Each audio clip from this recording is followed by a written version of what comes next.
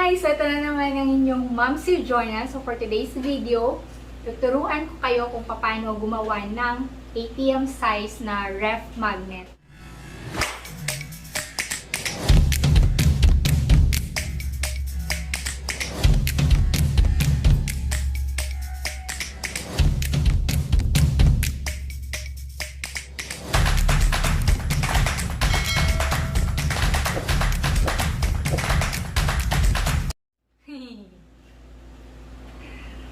Hi guys! Ito na naman ang inyong Momshie Jhona. So for today's video, tuturuan ko kayo kung paano gumawa ng ATM size na ref magnet or fridge magnet.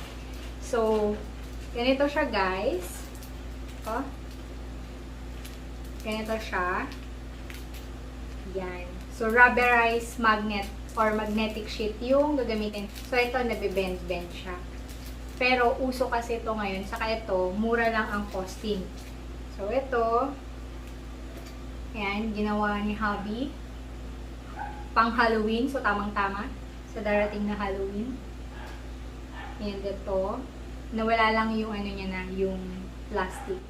So, panoorin nyo yung buong video. Madaling-madali lang yung steps tuturo ko sa inyo. So, pwedeng-pwede na kayong gumawa ng souvenir for all occasions. Pwede nyo rin itong gamitin na pang-business sa panahon ngayon, di ba? Kasi kailangan natin ng extra income. And then, mag-like and subscribe na rin kayo, guys, para sa mga susunod na videos na ipapakita ko. So, tuturo ko sa inyo sa susunod ang paggawa naman netong nasa likuran natin yung usong-uso rin na mugs.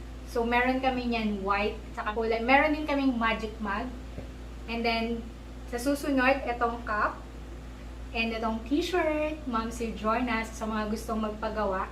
So, ipa-flash ko dito sa screen ng aming page for our printing services. So, isin kaming photo booth, guys. So, without further ado, let's get started.